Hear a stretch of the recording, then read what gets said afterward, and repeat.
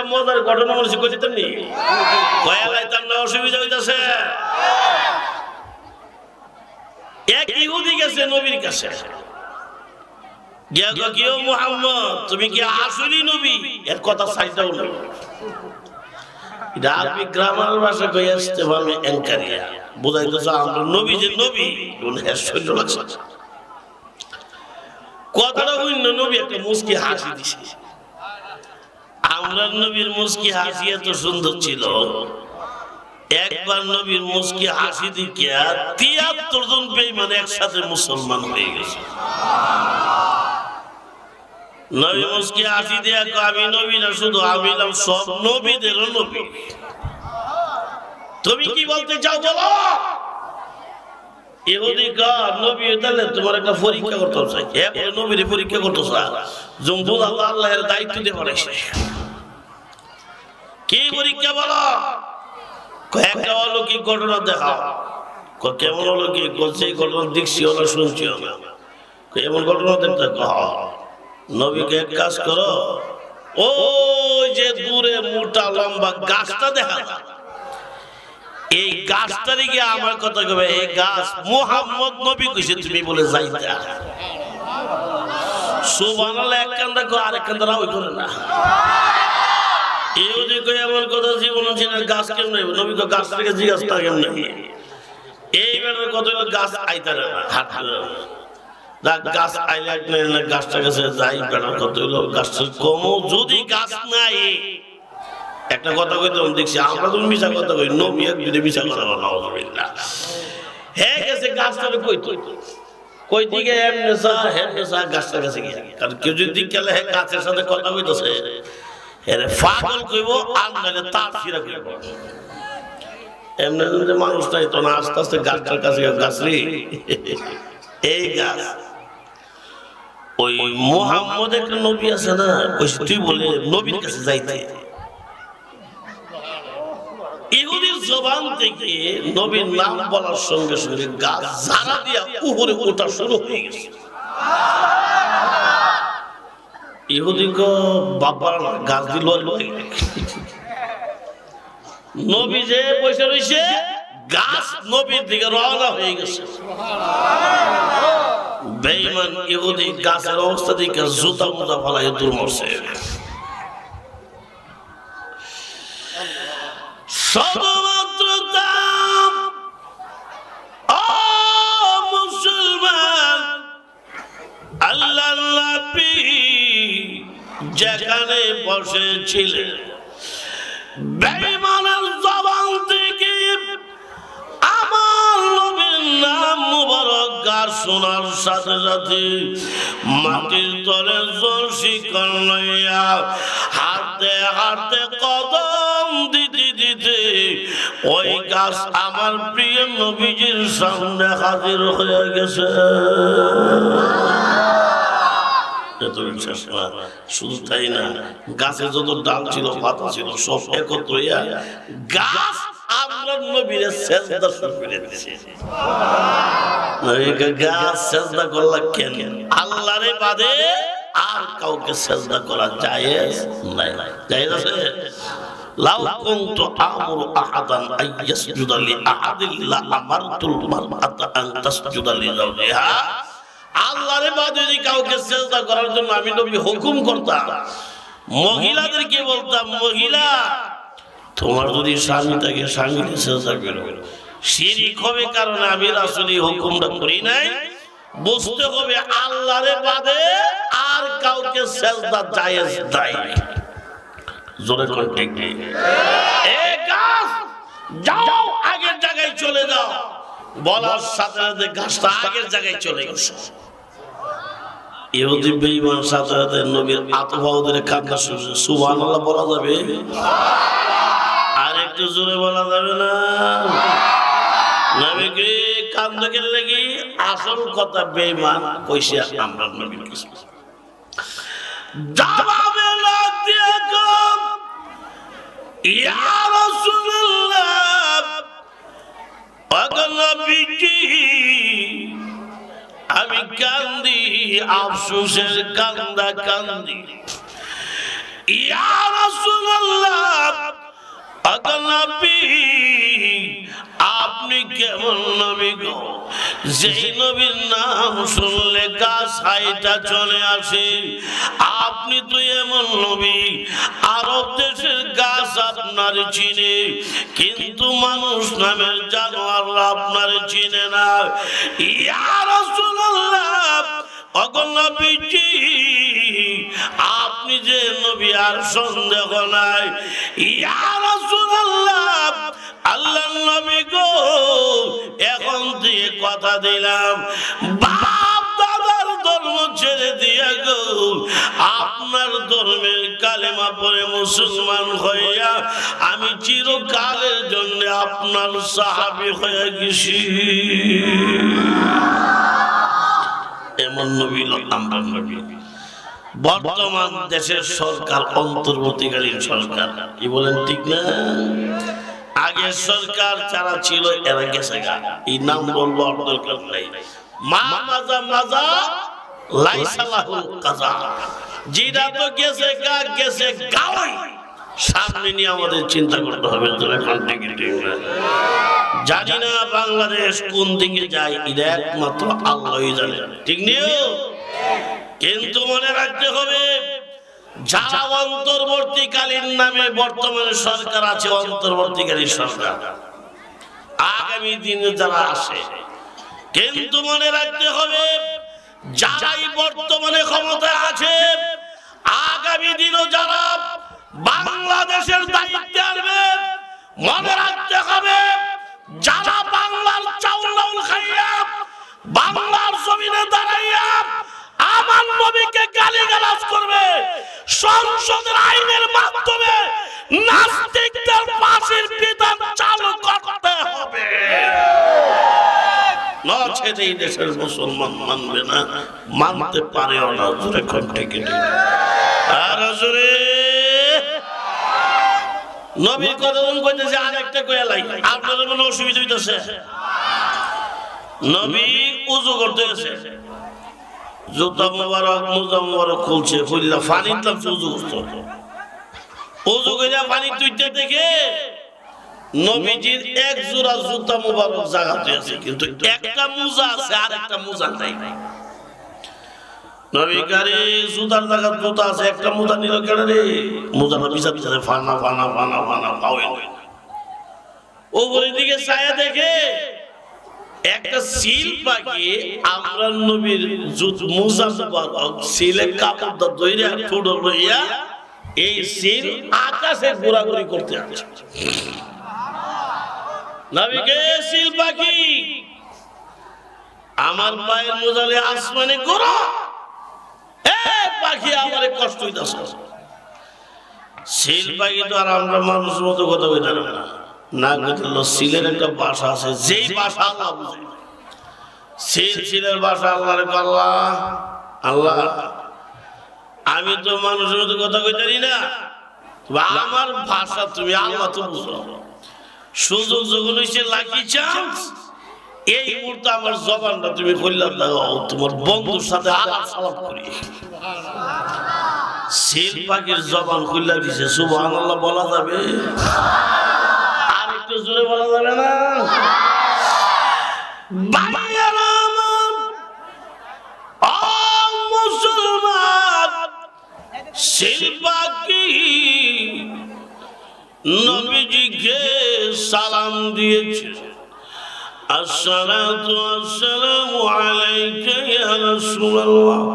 ডাক দিয়ে কয়, ওগো নবী, আপনার মোজা মোবারক। ইয়া রাসূলুল্লাহ, আল্লাহর নবী, আপনার মোজা মোবারক আমার ঠোঁটে লইয়া আকাশে ঘোরাঘুরি করি আপনার কষ্ট দেওয়ার জন্য না, আসল রহস্য শুনুন। ইয়া রাসূলুল্লাহ, ওগো নবী, আসল রহস্য হলো আপনি যখন জুতা মোজা খুলে পানিতে নামলেন, আমি তখন আকাশে চক্কর দিতেছিলাম।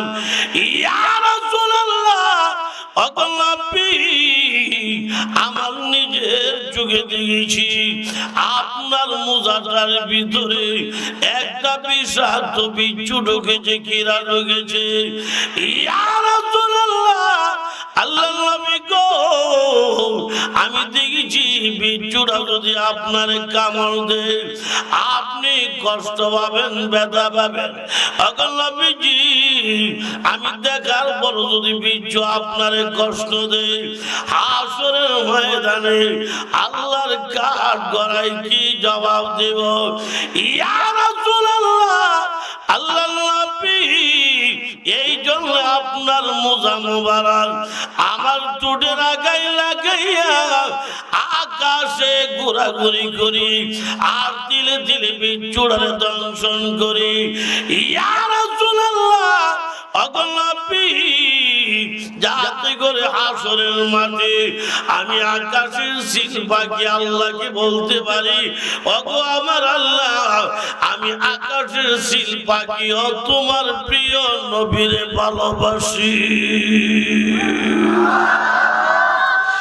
নফসে ঈমান, নফসে কুরআন, নফসে দ্বীন, নফসে ঈমান, নফসে কুরআন, নফসে দ্বীন, সদ মুহাম্মদ রাহমাতুল লিল আলামিন।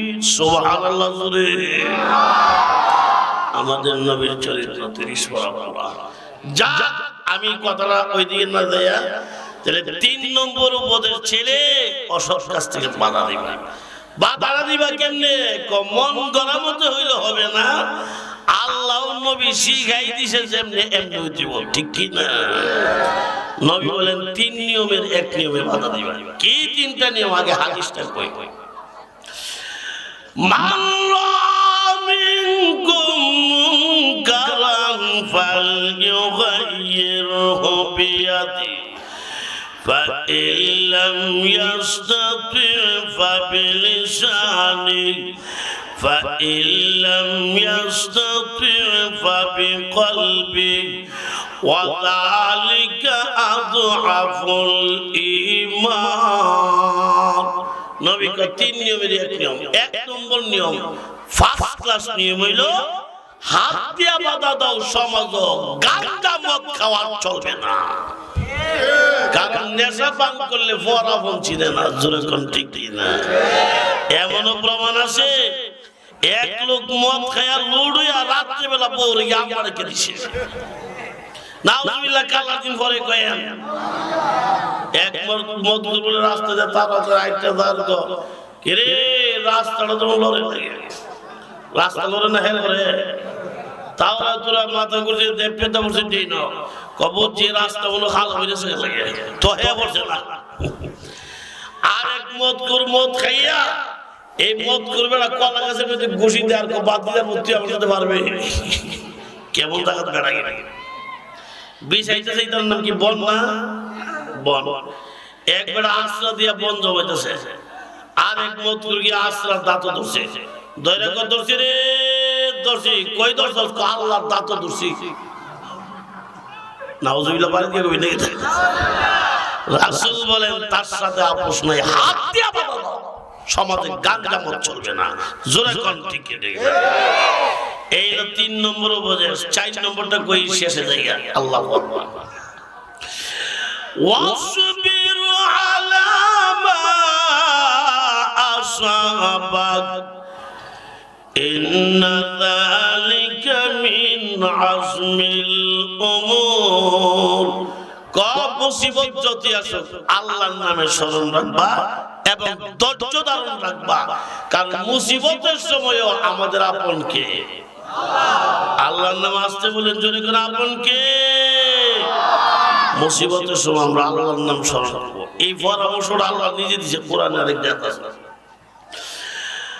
আল্লাযীনা ইযা আসাবাতহুম মুসিবাহ ক্বালু ইন্না লিল্লাহি ওয়া ইন্না ইলাইহি রাজিউন।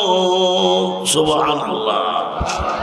মুসিবতের সময় ইন্না লিল্লাহি ওয়া ইন্না ইলাইহি, এটা আল্লাহর নামের তাসবিহ, এটা আল্লাহর নামের জিকির। খবর পাইছেন আপনার চাচা মারা গেছে, মৃত্যু সংবাদ শুনে কোন দোয়া পড়বা?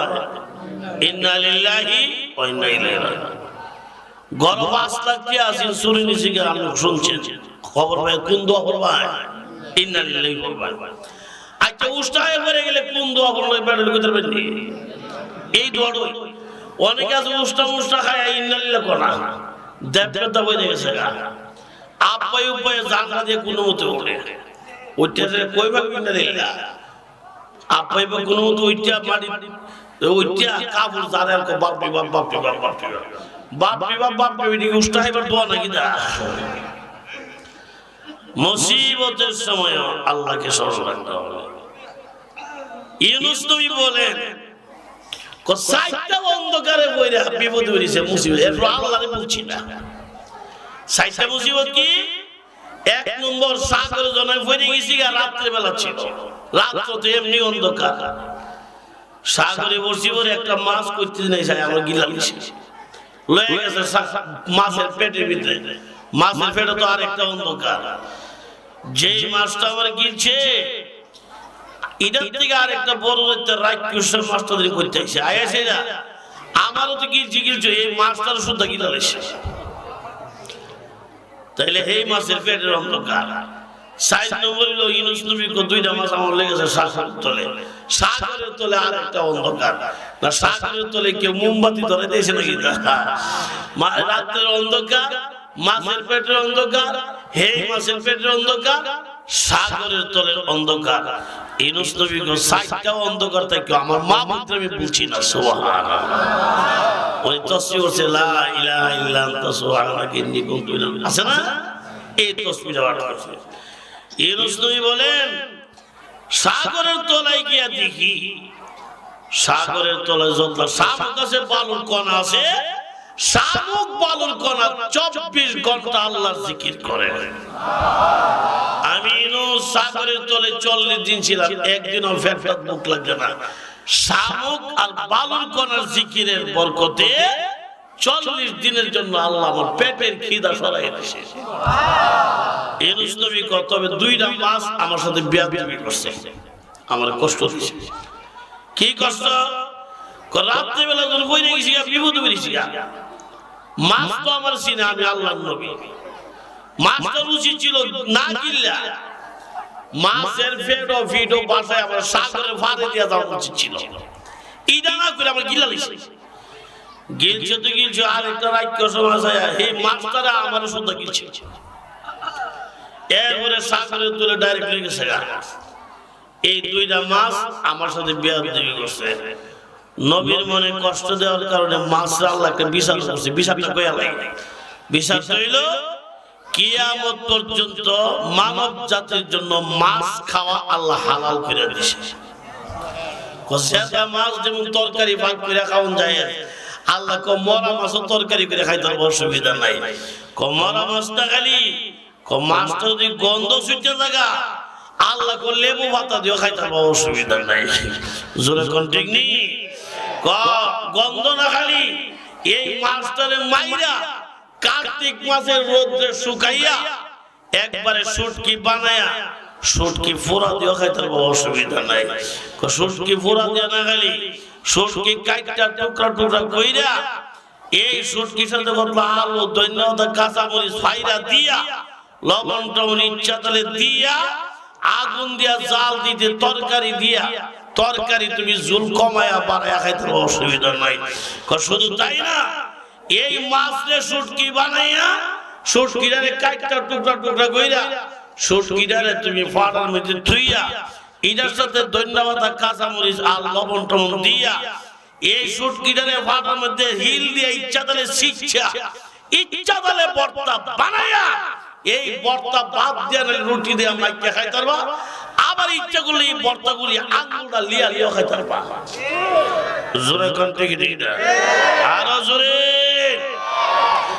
এই মাছ নবীর সাথে বেয়াদবি করছে, মাছকে আল্লাহ খাতির করছে না। এই যুগে তো নবী আসবে না, নবীর ওয়ারাসাতুল আম্বিয়া উলামায়ে কেরাম, জোরে কোন ঠিক না।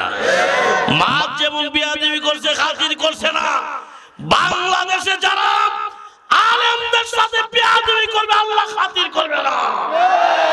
আরো জোরে খান, আরো জোরে। আজকের নতুন পয়গাম শুনেন, নতুন খবর। এটা হইল বাংলাদেশের আলেমদের আবার নতুন সিদ্ধান্ত হইল, কাদিয়ানীরা মুসলমান না কাফের? আরো জোরে। তারা বলে আমরা নবী বলে শেষ নবী না, ইলার বলে বলে আরেকজন নবী আছে, মির্জা গোলাম মোহাম্মদ কাদিয়ানী। কাদিয়ানী মারা গেছে, লেট্রিনে বইরা মারা যাওয়ার পরে মুখের মধ্যে পায়খানা পাওয়া গেছে। হে বলে নবী, আজকে আমাদের নতুন কথা হইল বাংলাদেশের আলেমদের পক্ষ থেকে চূড়ান্ত সিদ্ধান্ত, যারাই ক্ষমতা আছে, আগামী দিনে যারা ক্ষমতা আসবে, কাদিয়ানীদেরকে রাষ্ট্রীয়ভাবে অবৈধ ঘোষণা করতে হবে, অমুসলিম ঘোষণা করতে হবে। দেশ রক্ষা করার জন্য, খতম নবুয়ত রক্ষা করার জন্য, ঈমান আমল রক্ষা করার জন্য যদি মুরব্বীদের পক্ষ থেকে ডাক আসে রক্ত দিতে, কারা কারা প্রস্তুত আছেন দেখতে চান?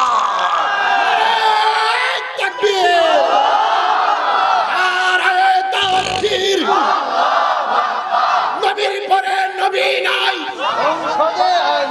সংসদে আইন চাই, নবীর পরে নবী নাই। কাদিয়ানী কাদিয়ানী কাফের কাফের, কাদিয়ানী কাদিয়ানী কাফের কাফের। নারে তাকবীর। এই মাদ্রাসা না থাকলে বাংলাদেশ থাকবে না। জোরে কান। এই দেশের কিছু মানুষের আকাম কুকামের কারণে বাংলাদেশ কত আগে ধ্বংস হয়ে যাইত। এই জয়ীদের কান্দি মাদ্রাসা, জামিয়া ইউনুসিয়া মাদ্রাসা, বাংলাদেশের মাদ্রাসার ছাত্রগুলা সকালবেলা, বিকালবেলা, রাত্রের বেলা, ভোরবেলা 24 ঘন্টা কোরআন তেলাওয়াত করে বরকতের জমিন টিকাইয়া রাখছে। অতএব মাদ্রাসা থেকে চোর ডাকাত সন্ত্রাস তৈরি হয় না, মাদ্রাসা থেকে আল্লাহওয়ালা তৈরি হয়, মাদ্রাসা থেকে দেশপ্রেমিক তৈরি হয়। আরো জোরে কান, ঠিক ঠিক না? আল্লাহ আমাদের এই মাদ্রাসা তুমি কবুল করো, আমরা সকলে বলি আমিন। আমার ঘরে বিজ্ঞ অনেক উলামায়ে কেরাম আছে, ওনারা বয়ান করবেন। এখন আইসি যখন একটু কালেকশন করলে দিলে দিবেন, না দিলে না, একটা লোক করবেন না।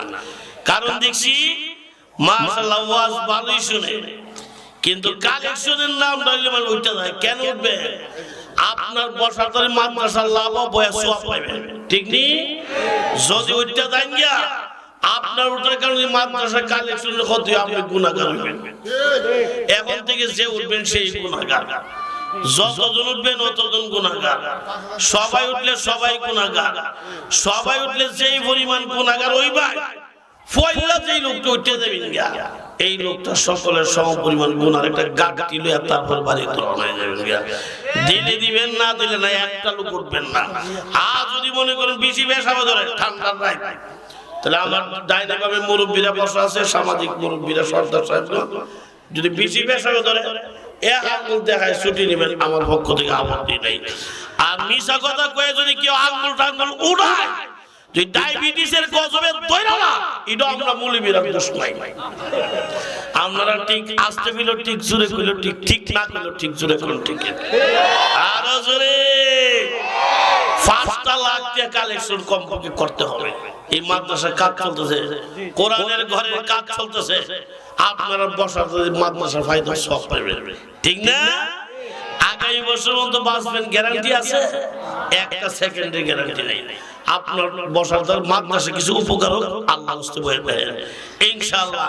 এরপর আমার পরে হুজুর বসলে হুজুর যা জরুরত হলে সাইড আনবেন, কিন্তু আপাতত এই তুমি কেন বসে, তুমি কেন, এই তুমি কই যে ফ্যাশন করছে, ছোট বাচ্চা হোক করতে যে উঠবার নগদ 10,000 টাকা ক্যাশ দিয়ে তার এই ইজিপ্টের বার্থডে বিকাল 80টা সুন্দর।